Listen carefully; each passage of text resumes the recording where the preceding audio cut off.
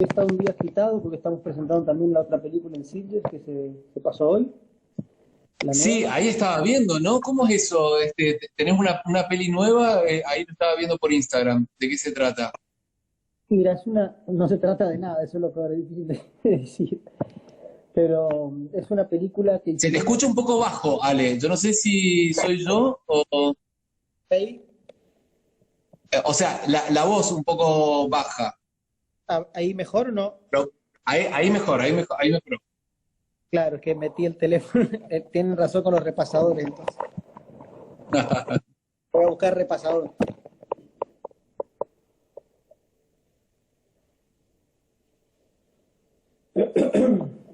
Perdón, cheque, no sabía que no se podía hacer las cosas en vivo por la compu, sino que hay que hacerlas del teléfono. Acá me dice que sí, que se escucha... y yo Perdón. me escucho muy fuerte, así que voy a bajar la voz. No, el tema es mi teléfono, la puta madre. ¿Cómo lo he repasado ahí? Bueno, ahí, a ver, ahí se escucha mejor. Creo que sí. A ver, la gente se Bueno, escucha mejor. a ver si alguien comenta. ¿Se escucha bien? ¿Alejandro se escucha? Bueno, ahí ya veremos. Alguien comentará en algún momento. Dice que sí, que se escucha un poquito bajo. Vos, Ale, te escuchás un poco bajo. Pero si Bueno, se escucha, otros que sí, listo. Arrancamos. bien. Dice que se escucha un poco bajo, pero mejor. Depende de cada uno, pero en fin. No, no es mi teléfono que anda mal. Cuando se cargue un poquito de batería, le enchufo los auriculares y ahí va a estar mucho mejor. Listo, buenísimo. Sí, bueno, nada, ¿de qué se trata lo que estabas presentando? Esta peli que se trata de nada. No, se trata de cosas, pero no tiene no es una película narrativa o argumental tan clara. Es una especie de spin-off o de película desprendida del monstruo, pero que la filmé antes. Cuando se demoró un poco la financiación del monstruo, fuimos con algunos poquitos amigos y sin presupuesto, como así en la vieja escuela y siempre sana escuela de clase B, a, a filmar cerca de las leñas y los molles, cuando había mucha nieve, una pequeña fábula de los motociclistas que aparecen en Muere Monstruo Muere. Y Ah, mira vos. esa película nos llevó más tiempo terminarla que El Monstruo, y la terminamos recién ahora. Es una película que se pensó más para festivales de música que para festivales de cine, pero la vio alguien de Sitges y le gustó la película, se la propuso al director y la van a presentar ahí, después se va a pasar en otro festival, así que quién te Mira dice. qué bien. Tiene música de El Jorge tema, Drexler. el tema de las motos es una pregunta recurrente, que hay varias preguntas de los chicos acá de la Tupa, de otra gente que preguntan mucho de qué se tratan las motos, pero después si querés arrancamos por ahí. Falta vino para hablar. ¿Y eso cuándo lo vas a estar presentando, la Esa, peli nueva? esa película se pasó en Sitges hoy, de estreno mundial, digamos, en sala, Ah, mira. con Ujú. lindo y proyectada. Y a partir del 10 del sábado, bajamos Muere Monstruo Muere del Grava y subimos esta a Cabinet, que es una plataforma que está siendo muy amigable con cierto tipo de películas. Así que se Ajá, puede ver, a partir del sábado se puede ver en Cabinet, se llama El Elemento Enigmático. buenísimo. Perfecto, Inventé, genial. inventé un título, con mi marca de cine de autores, que todos los títulos que estrené hasta ahora son choreados, así que ¿Esa de cuál es la nueva, el elemento enigmático? de Los Peligrosos Gorriones, una canción de Los Peligrosos Gorriones. Ah, mira tú. No la tenía, ya la googleamos. Bueno, nada, como para empezar con la pregunta típica, digamos, o sea, que siempre es como la pregunta que sale siempre, es una película bastante obvia, ociosa, pero me parece que en este sentido, ahora sí me parece que vale la pena hacerla, digamos, o sea, cómo arrancó el asunto de la película esta, sobre todo cómo arrancó el tema del monstruo, porque no es común andar filmando películas sobre monstruos, menos en Mendoza. Si uno por ahí la ve, digamos, en el contexto de la montaña, uno pensaría que, que viene justo en la montaña para filmar historias de monstruos, pero ¿cómo arrancó eso? Mira, yo después de Los Salvajes, que la hice en el 2011, la filmé, la estrené en el 2012. tenía ganas de filmar muy rápido otra película. Siempre tengo como ese ímpetu de ya tener otra idea en la cabeza para que el vacío no me mate, ¿viste? Y tenía ganas de hacer una película que fuera casi documental, pero con un pequeño elemento fantástico. Eran 3 historias, una que estaba ambientada en el puesto de Portinari, arriba del Manzano Histórico.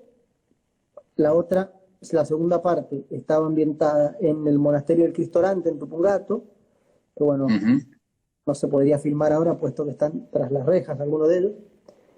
Y la tercera parte estaba ambientada en el Sauce, en el hospital psiquiátrico. Y había un pequeño elemento enigmático, un pequeño hilo fantástico que unía las 3 historias a través de un personaje. Esa película estaba como para filmarse. De repente la historia empezó a crecer y me di cuenta que tenía mucho más componentes ficcionales de los que yo creía, que ya no bastaba con ser un documental, que iba a tener que organizar un montón de cosas para contar un poco lo que yo quería, y que el fantástico me interesaba más de lo que pensaba. De repente la parte fantástica, sin que estuviera un monstruo todavía, pero la parte sobrenatural de la película empezó a crecer.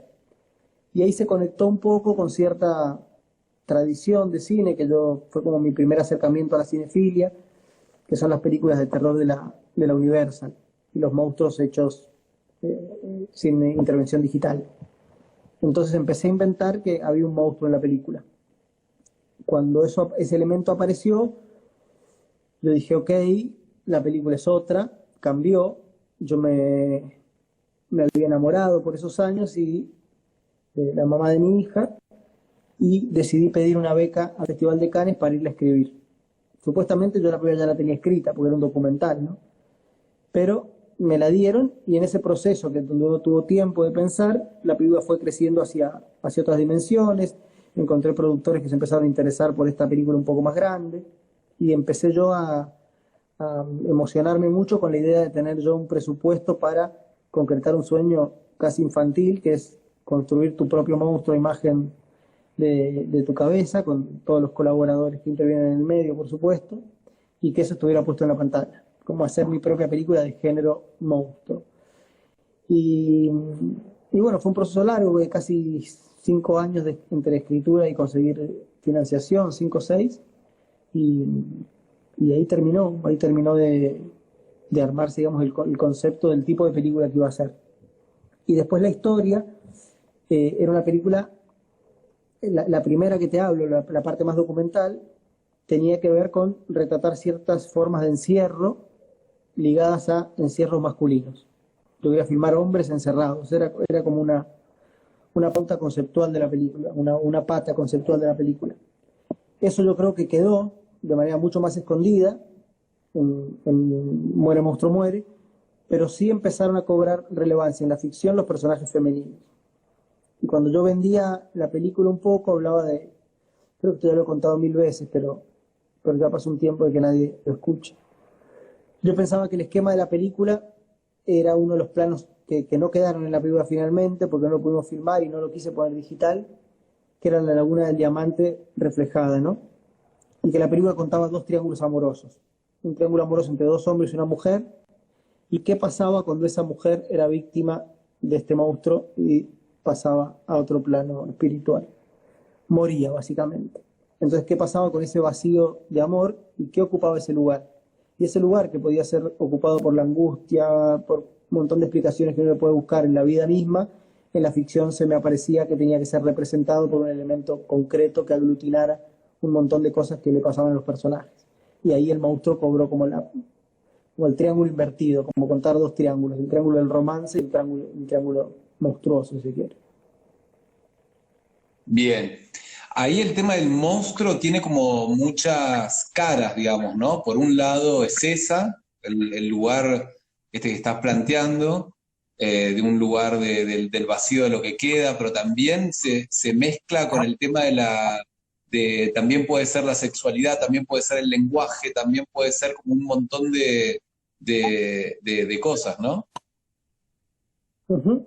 Bueno, la capacidad de los relatos fantásticos de abrir el juego hacia interpretaciones es evidente, pasa en la mayoría de las películas fantásticas buenas, a mi entender, que el mal está puesto ahí en una presencia, para que el espectador también pueda volcar en él su propio camino narrativo y emocional por la película.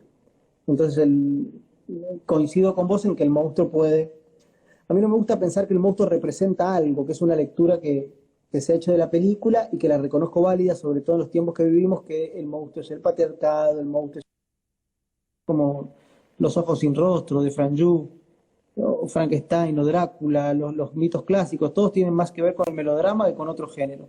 Entonces ahí está la pata como romántica de la película, y donde yo digo que la película habla del encierro y de la pérdida, además de ser una historia de crímenes y de un monstruo y de un montón de peripecias que suceden. Y lo otro fundamental, que para mí está bien que lo rescates, es el tipo de humor que tiene la película. Creo que el espectador que engancha con el tono un poco risueño, un poco humorístico que tiene para consigo mismo y para con su tema, por momentos expositórica o solemne, si se quiere. Y para mí el humor tiene que ver porque la vida no es pura atrocidad, entonces las películas más interesantes son aquellas que ponen como en la balanza componentes que el humano tiene consigo, ¿no? Está bien. Mirá, ahí los chicos bueno, chicos y chicas de la Tupa vieron la película y trabajaron algunas preguntas que me parece que la verdad están buenísimas. Eh, y bueno, una de las que te quería leer, a ver, dice, el título muchas veces transmite y nos dice de qué se va a tratar la película. Está claro que es un género de terror, pero ¿por qué la repetición de la palabra muere? Me parece que la sensación que da al decirlo le baja la expectativa de la película, pero a la vez le da la sensación de un rezo. ¿Es algo intencional o cuál fue la intención? Sobre que estén varias cartas abiertas del principio. Sobre todo en la película de la palabra muere, ¿no? Es como que se repite la palabra muere y la sensación es que hay como algo de rezo, pero también de anticipación de qué es lo que va a suceder en la película. Que ya está prefigurado en el título, digamos, ¿no? Un monstruo que se muere. Se corta un poco, che, es una pena, pero te escucho recortado. Yo ahora te escucho bien, pero lo que no estoy viendo Bueno, quiero son entender la pregunta. los comentarios. Ahí está, acá también están como diciendo que se siente como un mantra, digamos, ¿no? El mismo título sugiere la idea de un rezo, de un mantra y de una anticipación de la película. O un Sí, a mí no deseo, me están diciendo preocupaba acá que el también. título spoileara. Sí, no me preocupaba que el título spoileara, al contrario, me parece que las películas que te muestran las cartas al principio es porque tienen otras para jugar en el camino. Y a la vez el título del monstruo, que es cacofónico y que te lo puedes repetir, como dicen, como un mantra, como una cosa capicúa, como una cosa triangular, también jugaba con ciertas formas de la película. Y a la vez abría un sentido, no de haber, sino de abrir. Porque si la película te decía muere, monstruo, muere, era porque un monstruo iba a morir. Sin embargo, eso no pasa en la película. Entonces me parecía interesante que era casi como un pedido, como una exaltación, y que la frase repetida en boca de David, tal como dicen, como un mantra, o como una infección, si se quiere, viral del lenguaje en la cabeza de un loco, se podía transmitir también esa expresión de frase repetida en el espectador. Y creo que es un título, por lo tanto, como si fuera un riff de guitarra que cada tanto vuelve y se repite y uno automáticamente se lo acuerda, ¿no? Hay algo de esa repetición que me interesaba conservar en el título. Y acá están reforzando, ¿no? La idea de que en el título están las montañas también. Me parece que tiene una fuerza impresionante, tanto el título en sí como cómo pega con el paisaje y con el lugar. Sí, las M nos venían, o sea, el título era parte de la narración. No es que una película tiene un título, el título es parte de todo el mosaico que compone una película, con sus actores, con sus paisajes, con su modo de hablar, con sus detalles argumentales y narrativos, y el título era parte de eso, no se podía despegar. No es que la película se podía llamar de otra forma, la película se llama así porque toda la narrativa gira en torno a esas tres M's, y a esas tres montañas, a esas tres personas, a ese triángulo, etcétera. De hecho, cuando se tradujo el título al inglés, en vez de poner Die Monster Die, que sería la traducción directa y que remite a la película, que en algún punto le robé, en algún punto no, en todo punto le robé el título, no se podía, porque Die Monster Die rompía la regla de las M's. Lo que propusieron una compañía alemana que distribuye la película fue Murder Me Monster, que es básicamente lo contrario al título en español. Y después de pensarlo me pareció que estaba bien, que era un título adecuado, que era un título adecuado también, que era más fuerte la impronta formal de ese título, y que lo que decía también tenía que ver con la película, aún en su significado opuesto. Es engorroso lo que cuento, pero no es muy complicado de entender. Porque uno es matame monstruo, matame, y el otro es muere monstruo, muere. Y en algún punto se relaciona con los discursos que la película establece de ambigüedad entre David y Cruz, ¿no? Entonces, esa cosa del destino que llevó a que las M's tuvieran que hacer un mayor esfuerzo para ser trasladadas de idioma, tenía que ver con el tema de la película también, que es la dificultad del lenguaje para acceder a ciertas emociones, ya sean emociones románticas, ya sean emociones monstruosas, pero hay límites donde el lenguaje no puede acceder. Y ahí operan ciertas emociones como el terror, el amor profundo que uno puede sentir por alguien o por algo. Entonces, que haya habido dificultad en la traducción, a mí me marcaba que era un buen camino, que todos los planetas más o menos se alineaban ahí. Vale. Estábamos, bueno, por un lado habíamos hablado del tema del monstruo, pero por otro lado señalan acá varias preguntas que tienen que ver con el asunto de que hay o habría como otros elementos simbólicos, como por ejemplo el tema de las motos andando por ahí, digamos, o sea, por el medio de la montaña. ¿Qué es eso? Si es un simbolismo, si no, ¿qué pasa con las motos? Mira, las motos no puedo responder por cuestiones legales, porque los motociclistas se niegan a dar una explicación de por qué existen en la película. Yo creo Bien. que todo el mundo está un poco desconcertado el que ve la película con las motos, pero a la vez intuyo que cada uno tiene una respuesta. Entonces eso está bien. Vamos a hacer un pequeño juego, que no lo hemos hecho antes. Las primeras 5 personas que se animen pongan qué son las motos, ya, en este momento. O qué A representan, qué ver, les dicen. A ver, los primeros,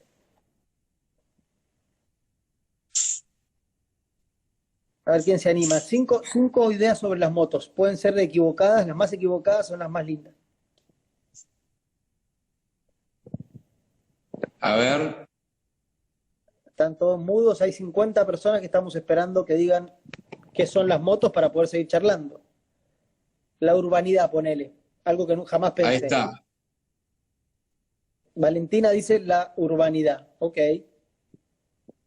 La cordura abandonando a la persona, supongamos. 2 ruedas, dice Juan, que parece el más caro de todos. La libertad, dice Plutón Enrique. Las motos es lo más fantasmal, estoy un poquito más cerca de esa idea. Pensanding, rudeza, el inconsciente, metales con 2 ruedas, dice otro picarón o picarona, fantasmas, dice otro. Las mandó Lynch, dice la pícara Paulita y talentosa. A ver, también las motos como otros elementos, pero creo que ese es el más arbitrario, si se quiere, el más surrealista, aparecen siempre que el monstruo anda cerca. Y a la vez nos permiten con el sonido como mecánico y constante y monótono ser una voz más dentro de la película. Para mí la película, una de las cosas centrales que trabaja, no tanto en su tema, sino como en la materia, en la forma, son las voces. Las voces de David y Cruz que se cruzan y que son las dos particulares, la de Cruz que es muy difícil de comprender y que uno tiene que hacer un esfuerzo inclusive para llegar ahí, el mismo que hace un chiste sobre que no le sale decir la palabra lenguaje, digamos, inclusive la palabra lenguaje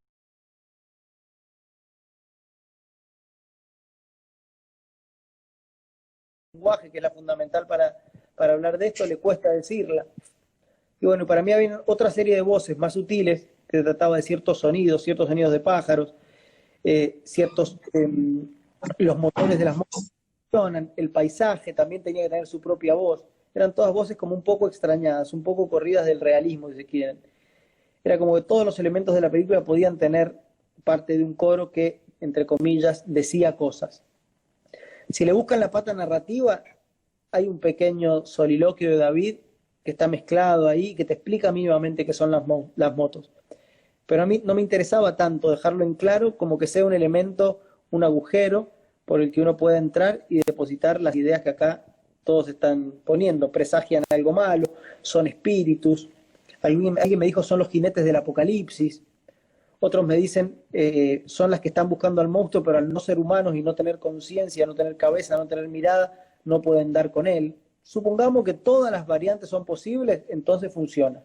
Y cuando hicimos el ejercicio acá de que cada uno dice que las motos son cosas distintas, inclusive tan opuestas como que son las cazadoras del monstruo o la libertad, a mí me parece que está bien. Es lo que hablaba de cierta pluralidad de sentido que para mí deben tener los relatos fantásticos. Si yo le ponía más hincapié en las motos a explicarle, me parece que la película perdía un poco porque iban a ganar demasiado protagonismo las ideas interpretativas y no las ideas narrativas o emocionales. Por eso hice esta película que pueden ver desde el sábado, que es el spin-off que nadie pedía, y que las motos son los protagonistas, los motociclistas, y no se carajo, sino que toma otra deriva más para intentar pensar. Bien, ahí están diciendo, mira, justo con el tema de las motos, para no abandonar, dice, David tiene botas de motociclista, que también la comentan acá, que tienen unas motos de botas de motociclista. ¿Hay algo ahí, alguna pista? Me da la impresión de que David sabe un poco más de las motos que yo y que ustedes. Bien. Yo pensé que el que ganaba, que el que se acercaba más iba a tener un premio, Ale, pero bueno, una botella para la próxima lo podemos ir haciendo. Hay mucha gente que también está hablando de la relación de tu peli. Bueno, ahí salió un comentario con Twin Peaks. ¿Hay algo de Twin Peaks en la peli? Sí, yo creo que decir sí suena un poco arrogante, ¿no? Pero a mí lo que me interesa de cuando Lynch trabaja el policial es que a la verdad nunca se va a llegar por métodos racionales, que a la verdad nunca se va a llegar recopilando pista tras pista y eso te va a construir una certeza, un sentido, sino que a la verdad solo se puede arribar mediante métodos poco ortodoxos y que probablemente lo que estés buscando no sea lo que vas a encontrar y que quizá lo que vas a encontrar tiene más sentido que lo que empezaste a buscar. Un poco filosófica, si se quiere. Entonces, en ese sentido, sí, me gusta cuando Lynch trabaja el policial, que son policiales. Bien. A ver, te leo otra de las preguntas que tenían que ver con el asunto del lenguaje y el modo particular que tiene Cruz de hablar, digamos, ¿no? Que yo no sé si estará Víctor acá presente, no. Se cortó la conexión.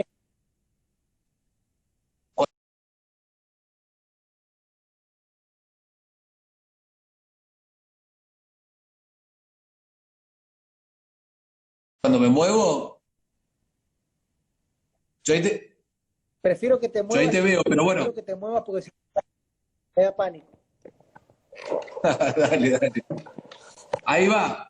Bueno, esta es una de las preguntas de los chicos de la tupa. Dice, el personaje principal, Cruz, muy antihéroe, tiene una voz particular que demanda prestar mucha atención cuando habla para poder escucharlo y entenderlo.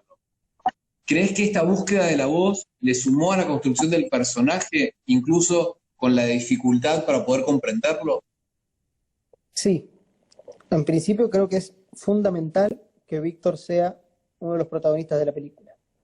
Y que la llegada de Víctor a la película, gracias a Alexia Salguero, que fue quien hizo el casting, y que me propuso a Víctor de una manera muy contundente, me dijo, mira, encontré algo de todo lo que charlamos, algo se refería a Víctor, cuando yo lo vi a Víctor dije, ok, acá se abrió un universo de la película que yo lo contemplaba solo en mi imaginación, pero que es muy difícil que un actor lo pueda interpretar. Víctor traía con él una manera de hablar que a la película le hacía bien, en un aspecto documental, ese aspecto documental que tienen todas las películas, algo que en la realidad nos había regalado. Obviamente hice muchos casting con él porque sabía que también estaba el riesgo de que su voz era más difícil de entender de que si ponía a un actor haciendo una voz extraña. Sin embargo, una película que trabajaba sobre voces extrañas y sobre límites del lenguaje, Víctor ya lo tenía incorporado en su propia historia personal, en su cuerpo y en sus cuerdas vocales.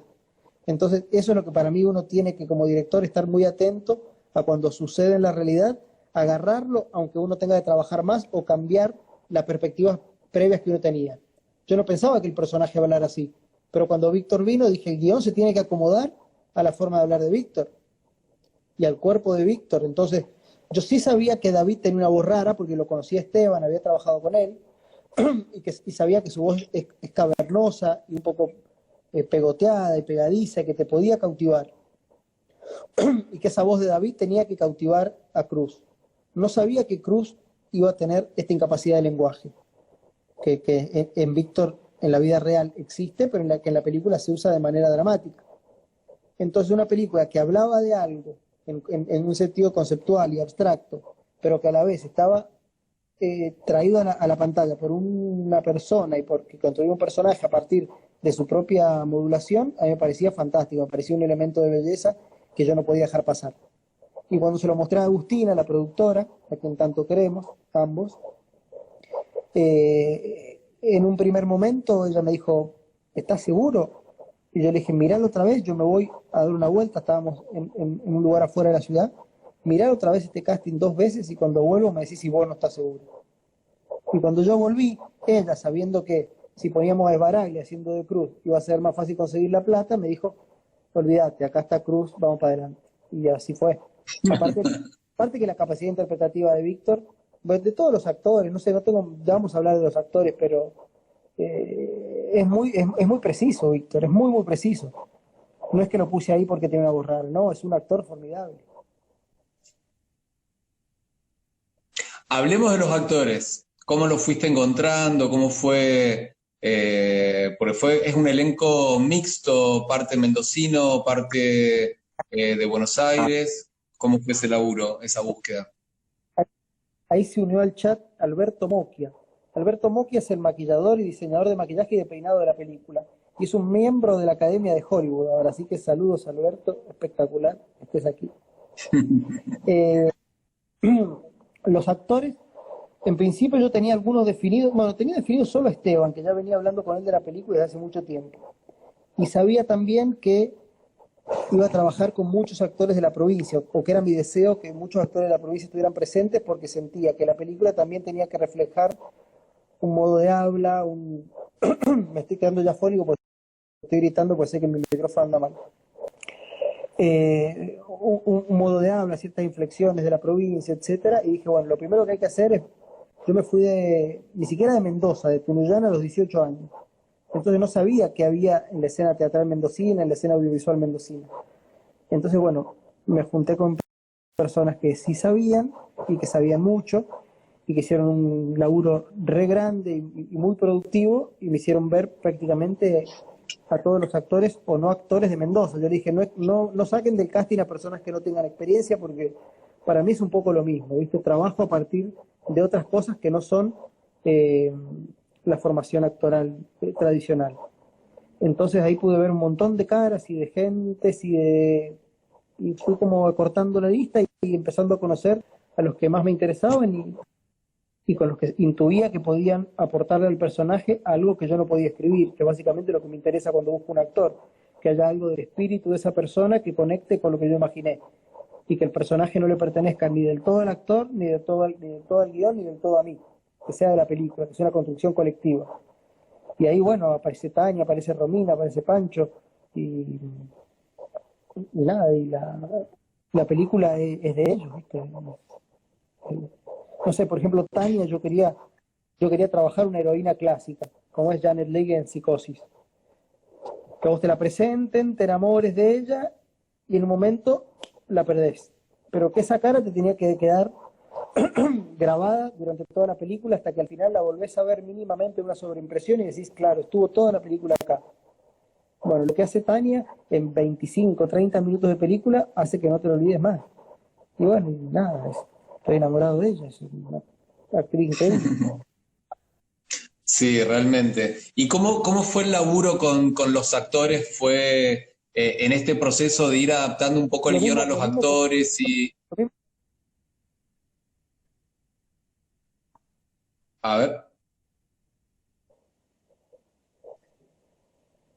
a ver, creo que ahí te fuiste. te No, decía yo que lo mismo con no te Romina escuché. cambió, ¿viste? Bien.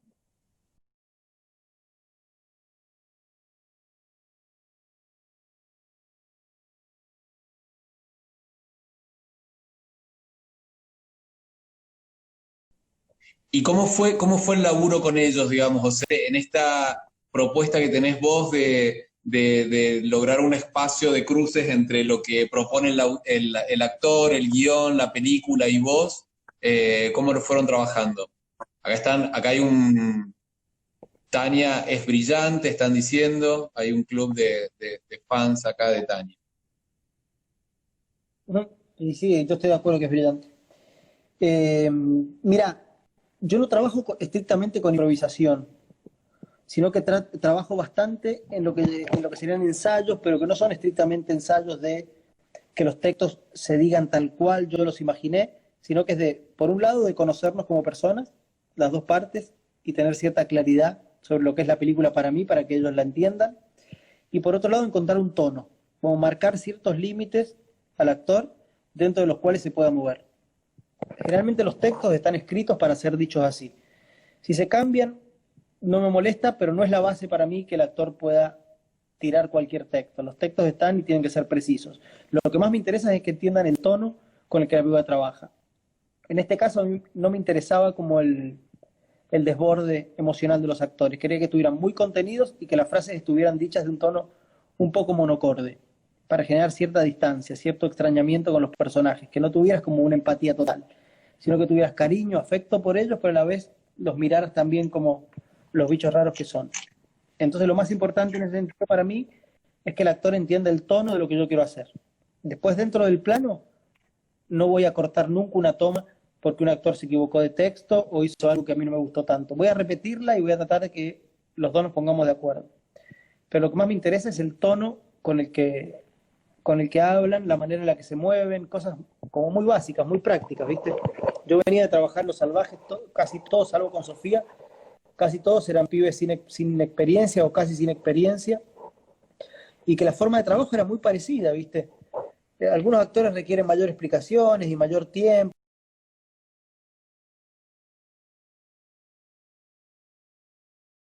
y etcétera, pero mi modo de trabajo preferido es que entiendan el tono, esquiven los muebles y repitan el texto.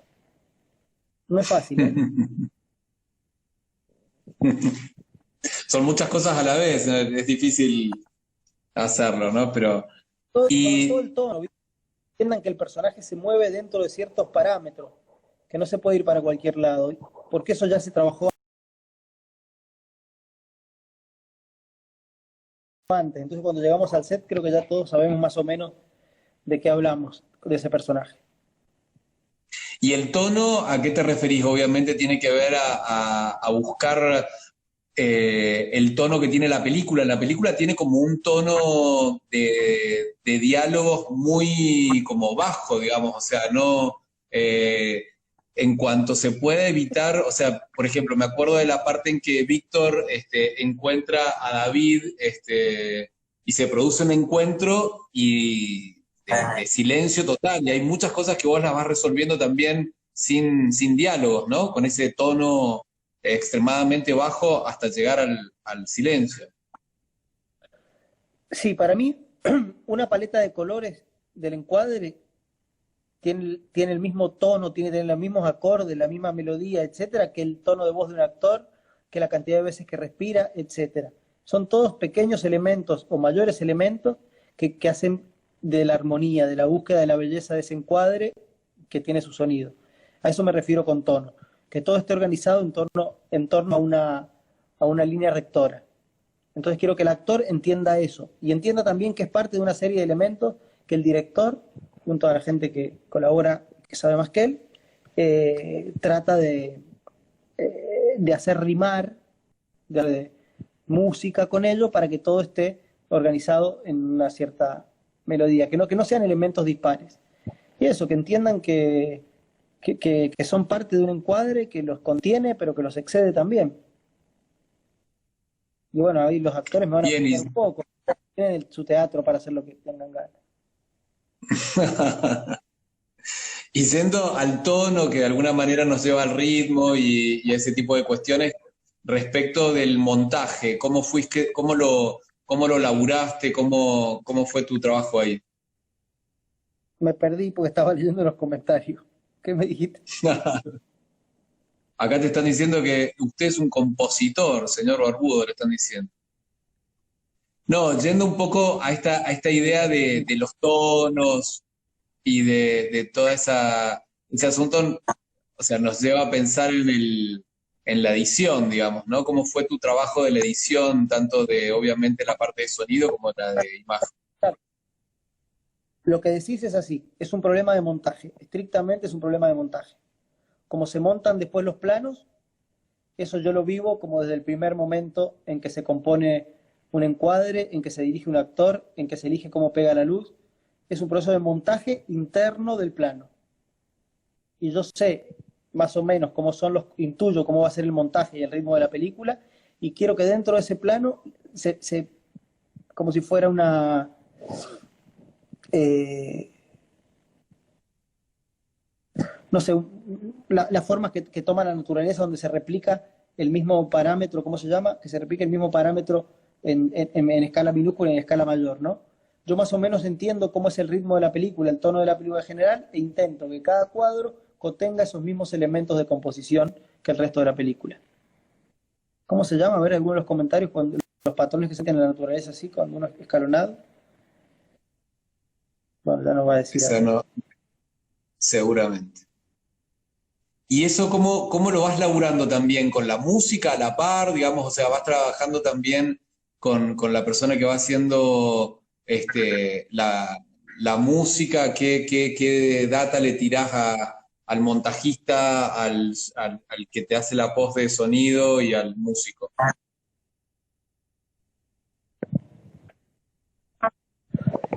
Mira, son dos cosas distintas. Yo, hay algo ahí que todavía no tengo definido como director. Si fuera por mí, yo siempre las películas las imagino sin música. Creo que la música viene como a reforzar cosas y soy como de la escuela un poco afrancesado, medio choto en ese sentido. Siempre en las películas termino usando música porque pienso que funcionan mejor y logro encontrar un compositor que acompañe al plano de una manera que yo no lo había imaginado, que es para mí lo más importante. No es que ejecuten lo que yo digo, sino que entiendan lo que yo quiero decir. Y eso me parece fundamental. Entonces ahí me sorprendo yo y digo, ¿cómo no voy a incorporar esta música que hizo este tipo que es buenísimo y acompaña el plano perfecto? En el caso de Los Salvajes, estaba trabajando con los hermanos Chotsurian. Uno un director de orquesta fenomenal, el otro un músico que inventó básicamente el stoner rock en Argentina, y bueno, ¿cómo me iba a perder eso? Y en este caso estaba trabajando con Alex Nante, que era un compositor muy joven, muy talentoso, que me proveía de ideas constantemente. Entonces yo siempre pienso que no voy a trabajar con música hasta que siempre se demuestra lo contrario y termino trabajando con grandes músicos. El sonido es otro tema. Ahí trabajo siempre con la misma persona, que es un íntimo amigo mío, se llama Santiago Fumagalli, que para mí es el mejor sonista del mundo, y lo digo, y acá no hay metáfora en eso. Y lo que se intenta siempre es de tratar de que el sonido supla todo lo que la imagen, aporte todo el fuera de campo posible para dotar a la imagen de mayor fuerza.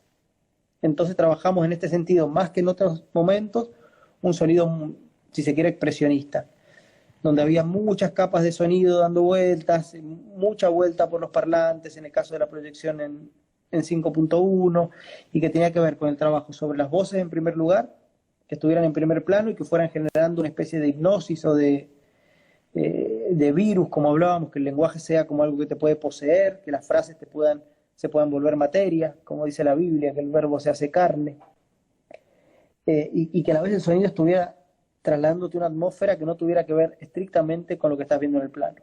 Básicamente trabajar en casi todas las áreas en contra del naturalismo. Y esto para los mendocinos lo van a sentir más claro cuando... ¿Se me escucha? Perfecto. Ok. Los mendocinos lo van a entender más claro respecto a cómo se filma la montaña. Lo que estoy tratando de decir con el sonido y el antinaturalismo, los mendocinos lo van a ver en cómo se filma la montaña.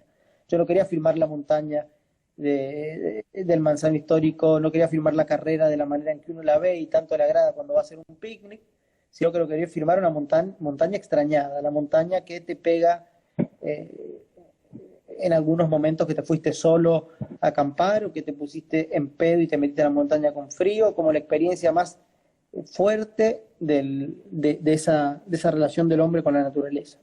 Y para eso había que filmarla diferente. Bien, las bengalas funcionan un poco también en esa línea, ¿no? Como iluminadas y llenas de humo, tienen como una extrañeza todo el paisaje. Sí, las montañas en realidad, para que me voy a buscar tabaco que te van a fumar. Un segundo. Funcionan las montañas, las bengalas, digo, funcionan en otro nivel visual de la película, creo. Las bengalas aportan un elemento que yo tenía ganas de trabajar, que era que entre el lente y los personajes siempre hubiera como una especie de opacidad, de algo que no le permitiera al espectador tener una relación directa con la imagen, sino que buscar elementos de la misma ficción, que no fueran de postproducción, que no fueran trucos de cámara ni nada, sino que los mismos elementos de la naturaleza impusieran una especie de velo entre la realidad y la cámara. Entonces trabajamos con las bengalas, trabajamos con la tierra que levantan las camionetas y las motos, trabajamos con la neblina. Me gustaba la idea de que el espectador no tuviera un acceso directo a la imagen, así como los personajes tampoco podían tener un acceso directo a la verdad. Era una cosa puramente formal y conceptual, pero que a la vez termina siendo dramática y emotiva. Hay una escena fuertísima y hermosa como está filmada a nivel imagen, ¿no? Que cuando el personaje de Tania, cuando está esos tachos prendido fuego por el tema de la helada, ¿no? Funciona un poco también como otro elemento más que está en esa línea de velo y humo. Exacto, ese era otro elemento que nos permitía dar ese humo. Y eso una persona que no conoce más o menos la actividad rural en zonas de no agricultura extensiva, sino como las nuestras, que se utiliza todavía el fuego para las heladas, claro, me preguntaban, ¿y por qué el monstruo prendió fuego antes de matarla? No, boludo, están protegiendo la cosecha y están haciendo eso. De hecho, había una escena donde lo explicaba, pero dije, no, la voy a sacar y voy a dejar que esté el humo ahí que parezca más carroza de fuego para el que no entiende la movida. Ahí nos están quedando 9 segundos. Retomamos, pero la pregunta es acá estaban preguntando cuánto duró el rodaje, cuántas semanas de rodaje tuviste. Bueno, filmamos 5, nos quedamos sin plata, paramos esperando que viniera la nieve, fue un año particularmente difícil que no nevó casi.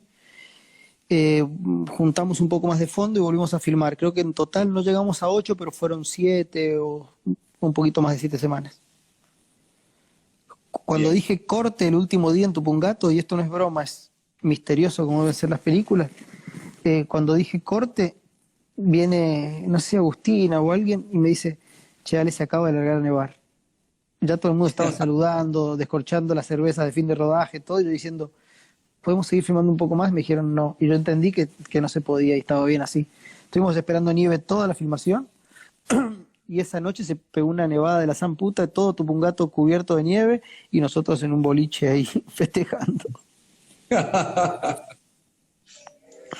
Bueno, acá una pregunta que quedó pendiente después acá están preguntando sobre cómo fue el trabajo estético, pero estábamos con el tema del sonido y el asunto de la música. El tema de Sergio Perdón, Denis, no de la estoy canción. tomando té, es la tacita de yorio. Bien, perfecto. ¿Cómo La fue canción de Sergio. Exactamente. Bueno, mira, eso como lo que hablaba de Cruz, es otra de esas partes como documentales que tienen las películas y a las que yo considero que, bueno, como estamos en una charla también con muchos universitarios, que hay que estar muy atento, que a veces lo que uno imagina, lo que uno quiere no es lo mejor y hay que estar atento a lo que la realidad te ofrece. En el caso de Cruz ya lo conté y tengo 2 ejemplos más. En el caso de Sergio, yo la película la había montado con una música de una película que se llama Holocausto Caníbal, que es fantástica, bueno, fantástica, es una película muy difícil, pero muy increíble, muy particular, y que tiene una canción muy disonante con la película. Entonces había montado las escenas de baile con esa película, incluso, no sé si, sí, en el rodaje también le ponía a los actores esa música para que interpretaran las escenas. Cuestión que no conseguí los derechos, era bastante simple llegar a los herederos de él, pero ese tema justo tenía un litigio legal y no podía acceder. Entonces con mi amigo Federico Hoffman nos pusimos a hacer una música casi a modo de la publicidad, viste, que tratan de imitar algo que se le parezca. Después del intento número 20 de Fede, Federico es el hijo de Sergio Denis y es mi íntimo amigo. Entonces después del intento número 20 me dice, vení, sentate, vos querés esto. Y me muestra Te irás miré de Sergio, que es una canción poco conocida del año 71. Me dice, vos lo que necesitas es una canción del viejo. Se producían de esta manera, el sonido que vos querés no lo vamos a poder lograr porque no está la plata para el estudio, ni los músicos, ni la manera que se grababa, ni las cintas. Lo que vos querés no tiene que ver con una melodía, no tiene que ver con un laburo que pueda hacer yo, vos querés algo que ya esté.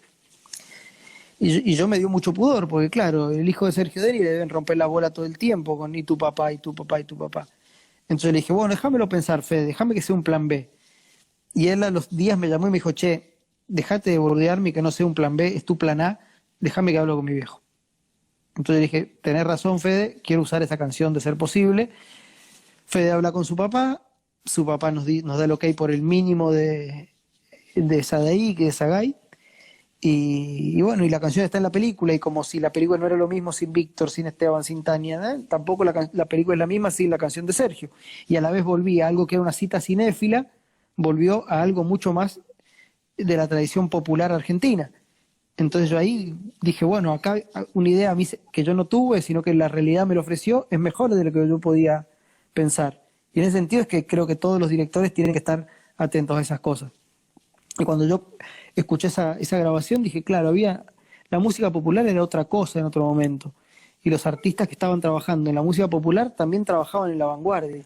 Y Ennio Morricone hacía banda sonora por doquier para cualquier tipo de película y también trabajaba de forma vanguardista, lo mismo que Stelvio Cipriani o Franco Battiato en Italia, ¿viste? Eran músicos populares y a la vez sofisticados.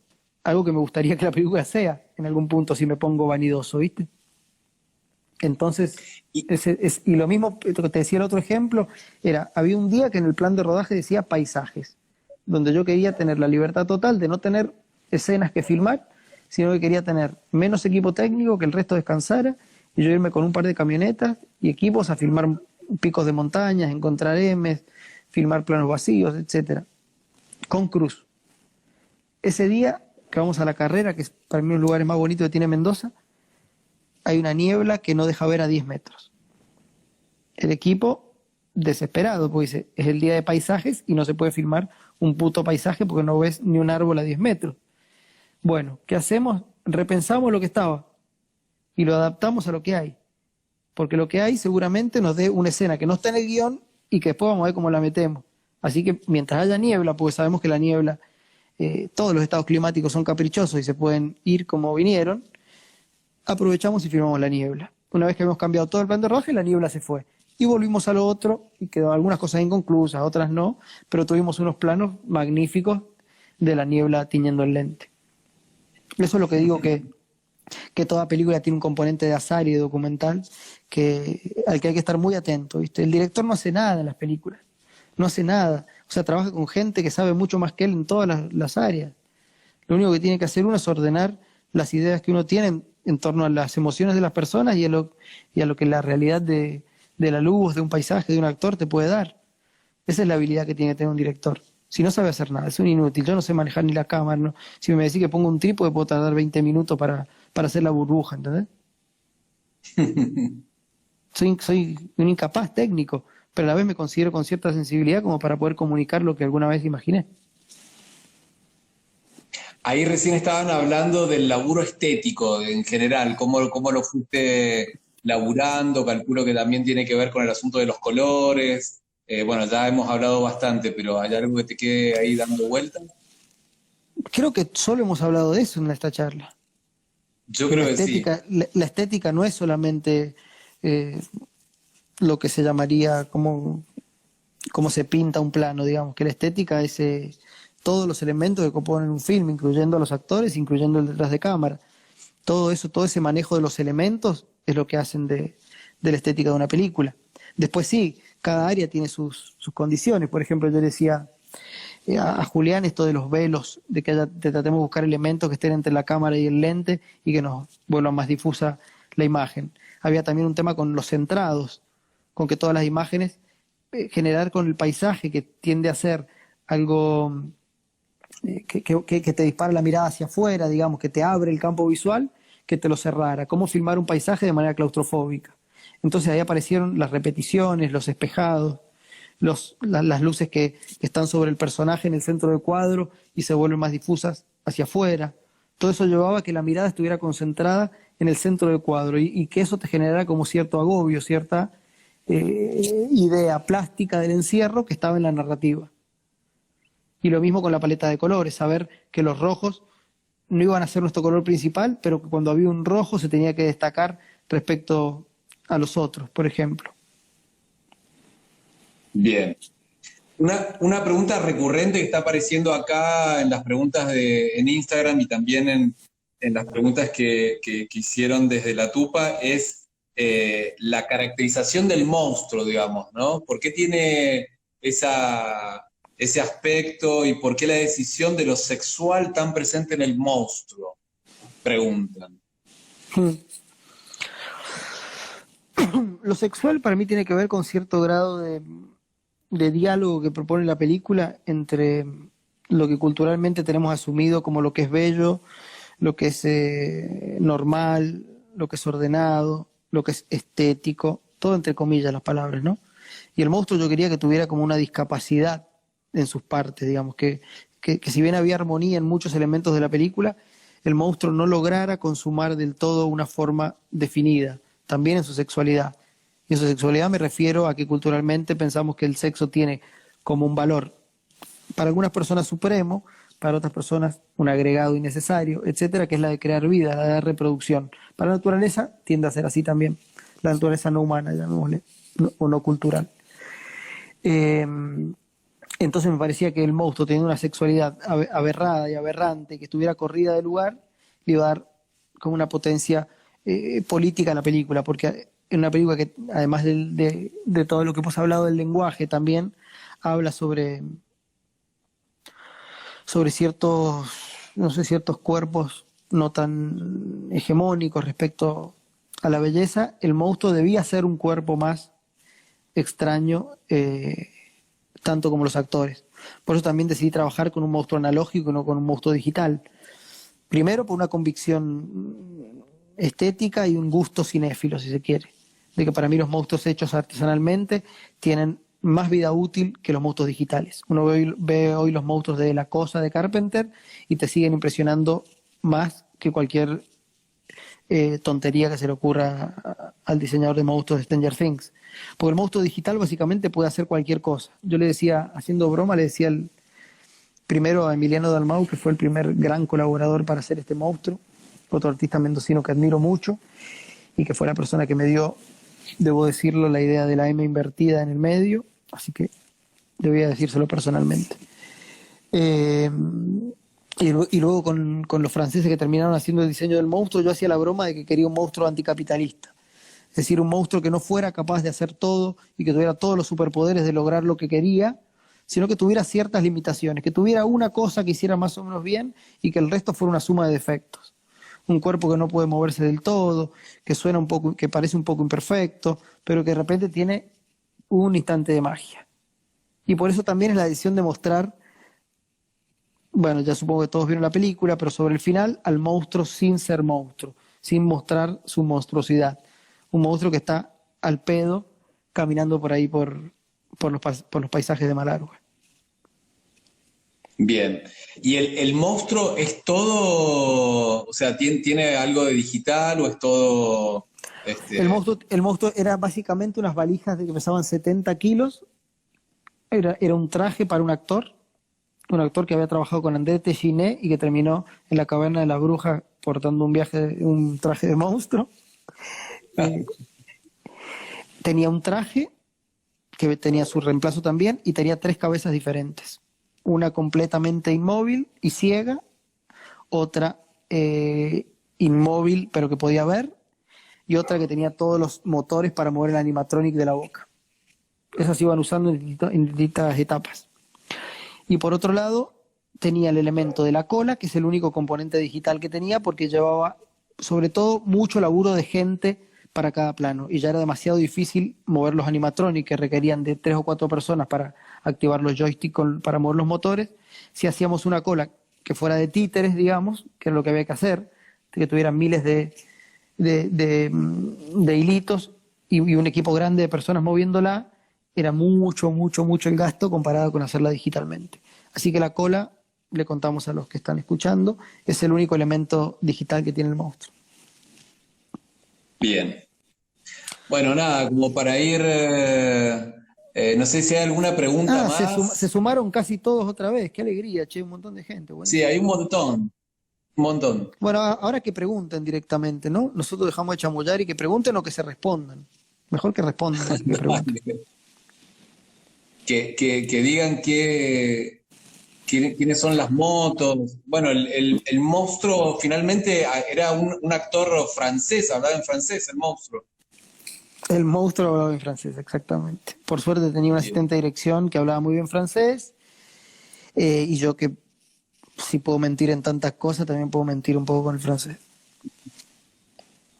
Vamos a aprovechar mientras hacen las preguntas o las respuestas, para decirles que, bueno, que una vez que vean el monstruo, si quieren seguir indagando en ese universo, como dijimos al principio, el elemento enigmático se va a estar pasando a partir del sábado por la plataforma Cabinet. Es gratis, así que es gratis, dura 40 minutos. Lo único que les pediría es que lo vean con auriculares, que tiene la música de Jorge Crowe, que es alucinante. Entró Víctor, dice Carol Peralta. Víctor siempre último momento, tarde. A ver, Víctor, bueno, habla vos, Víctor. Si escribís se te va a entender más.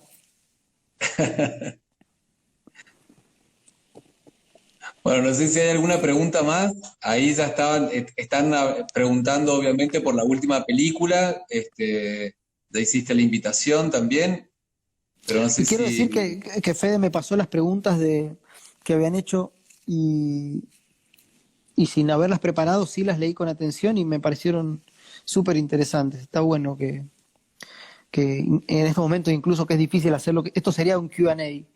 O sea, después de la proyección uno charla 15 minutos, 20 a lo sumo, y se termina.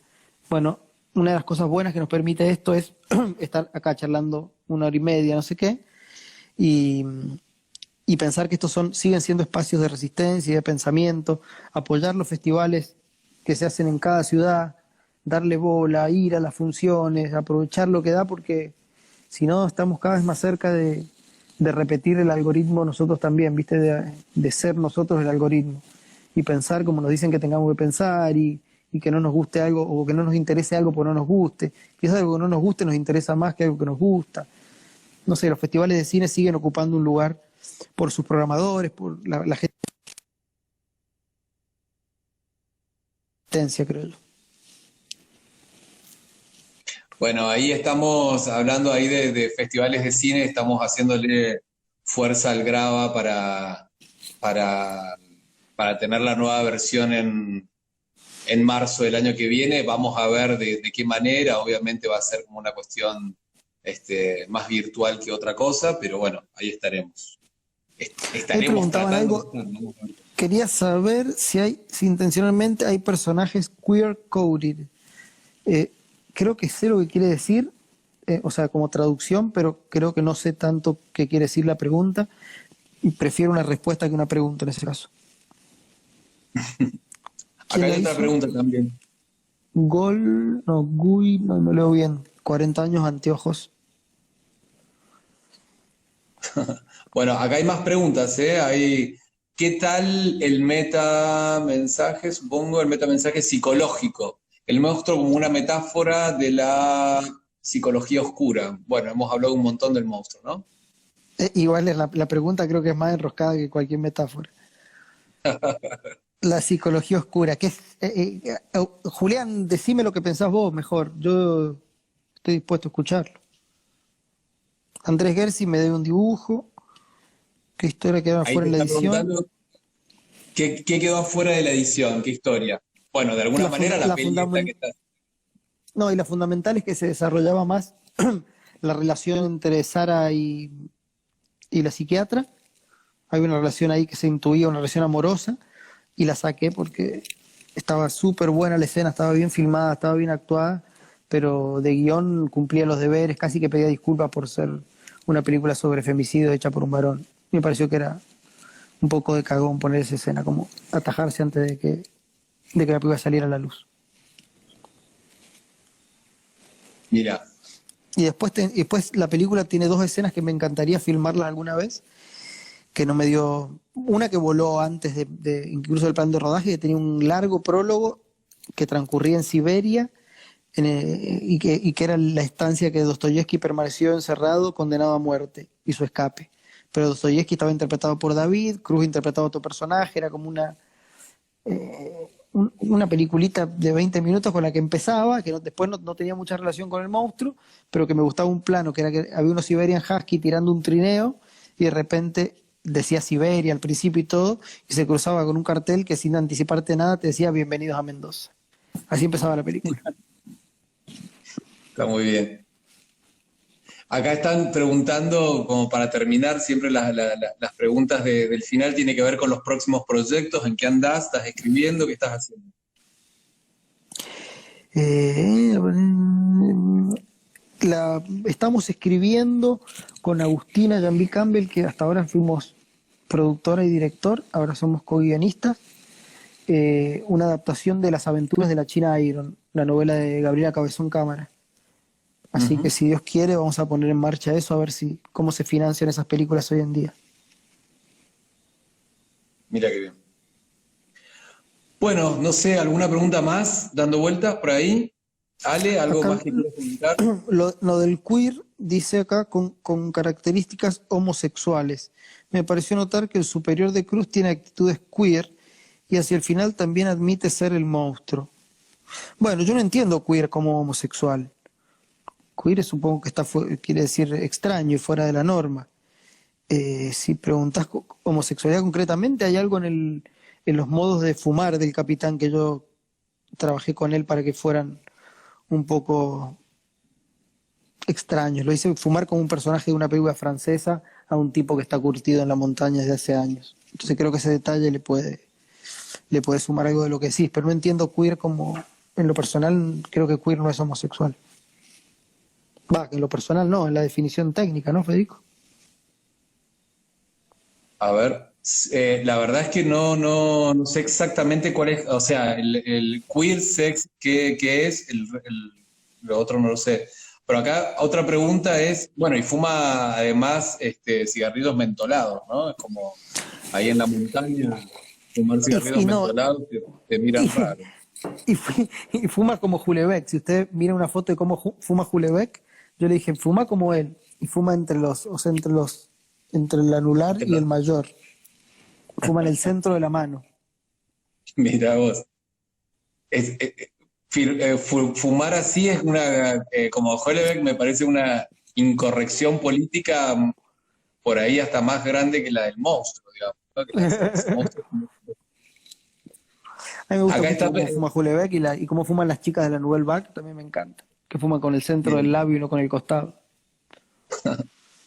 Ahí dice, ¿qué preguntas existenciales te aquejan Ah, hoy no, en espera, día? dice, seguimos con el tema queer. No, la comunidad LGBT se identifica como queer, pero bueno, ok, perdón, no es un tema que conozca mucho. Yo lo que te recomiendo para esas inquietudes, que seguramente vos sepas más que yo, es una nota que escribió Diego Trerotola para el suplemento Soy de página 12, que ahí habla del monstruo queer y hace como una teoría sobre el monstruo como un objeto queer.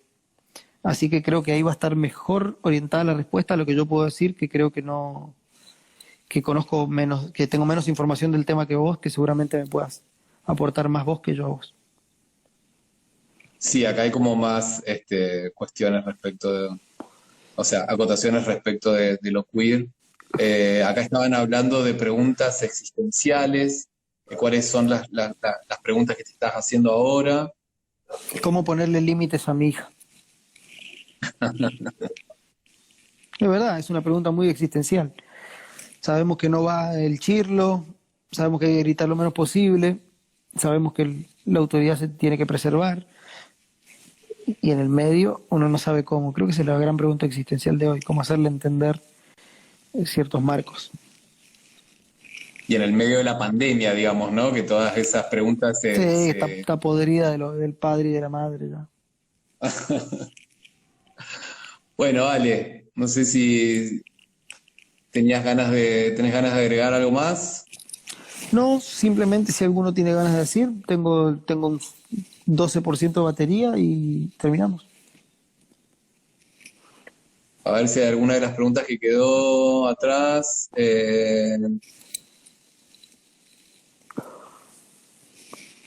A ver, a ver. ¿Alguna nueva pregunta más? Yo ¿Tienes acá, invasión? Lo de lo queer, me quedé con lo de lo queer pensando, porque por ahí no sé, yo tendría que decirme él. no, una de las preguntas que también estaban acá hablando cómo fue el tema de los chicos de la Tupac, preguntaban cómo fue la búsqueda de locaciones. De locaciones, bueno, la mayoría las escribí pensando en esas locaciones. Yo sabía más o menos cuáles quería hacer. Y el objetivo o lo difícil era hacer entender por qué era necesario hacer tanto lío para ir a un lugar a filmarlo, como ir al hotel abandonado del Sosneado, ¿no?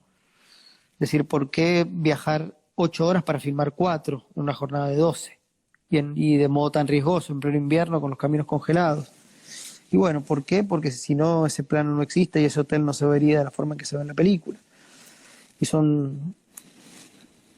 uno sabe que tiene ciertas cartas fuertes para jugar y a veces el trabajo consiste en decidir cuáles son. En algunas me equivoqué, creo yo, filmé interiores que no era necesario filmarlos donde lo filmé, pero los lugares a los que se sometió la filmación para registrarlos, creo que estuvo acertado. La mayoría ya las tenía en mente antes de empezar a filmar. Acá hay una pregunta muy linda, dice, del amor primera parte al día de hoy, en qué cambió tu forma de filmar? Bueno, el amor primera parte no sabía nada. Y ahora no es que sé todo, pero ya tengo más experiencia por el mismo hecho de haber hecho algunas películas. Eh, Creo que contestaría más lo que conservo que lo que cambié, porque no creo que haya ningún... Bueno, creo que el plano de la relación sexual en la primera parte, que lo filmé yo, creo que es el único plano que puedo decir que pensé un plano y no que registré algo que tenía que contar, que ser parte de una narración, sino que había un plano que estaba decidido por un director que se iba a filmar así y no de otra manera y que no tenía variantes.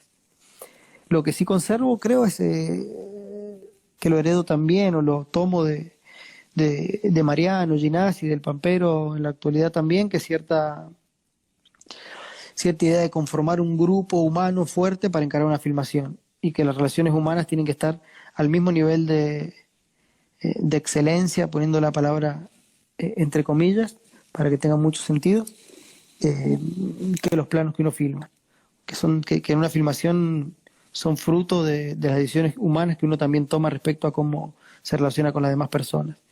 Y eso creo que en el amor primera parte, al ser tan jóvenes y tan amigos, se logró y que 20 años después seguimos trabajando las mismas personas juntas. Y eso es como el aprendizaje más grande, que a pesar de las distintas estructuras financieras y económicas de las películas, somos los mismos los que las hacemos y eso a mí me causa mucho placer. Y la próxima película, ¿la vas a filmar donde? ¿En Mendoza? ¿Tenés pensado hacer algo más? ¿O filmar en la ciudad? No, Estaban preguntando si cómo filmarías el tema de la ciudad. nunca pensé todavía una historia en la ciudad. La única vez que tuve que filmar algo plenamente en una arquitectura urbana fue en Sudáfrica, una película corta que no se vio mucho. Y transcurría toda dentro de un edificio. Después no tengo muchas historias imaginadas en la ciudad. Y la próxima película no, es en el siglo XIX en La Pampa húmeda. Yo tiendo a pensar que venía haciendo películas más orientadas hacia lo vertical, hacia la cosa de montaña, digamos, visualmente, y que ahora voy a ir por una planicie que también va a cambiar la forma de filmar y el tono de la película, creo.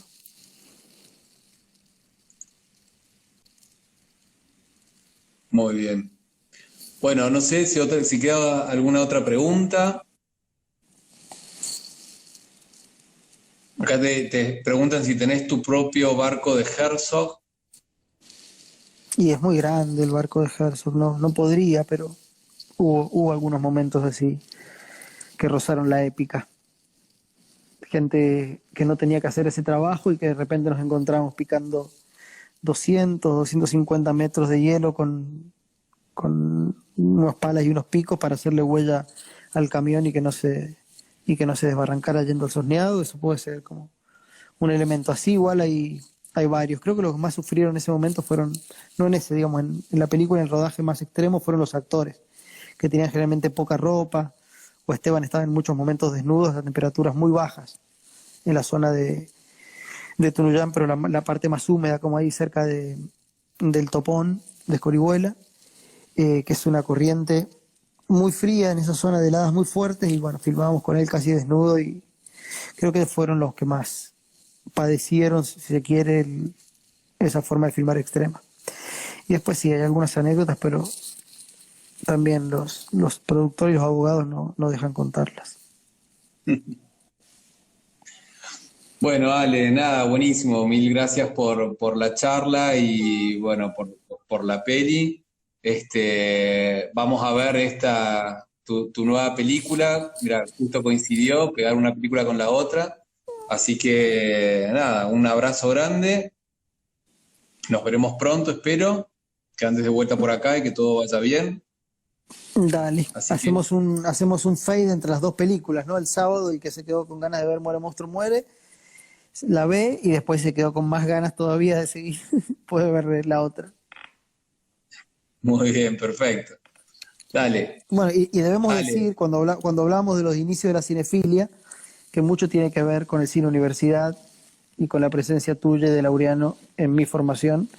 Así que en este momento hago ese agradecimiento y sumo a Caro, que también son personas importantes para mí, que siempre han valorado mi trabajo, y ustedes dos, que son más grandes desde que era un chicuelo. Bueno, gracias. Seguramente ahí en la calle Lavalle, pero bueno, ahora también en la nave que está ahí todo, eso sí que es un barco No, ahí es abandonado. otra cosa. Había que ver lo que el viento se llevó en la calle de la Valle, ¿eh?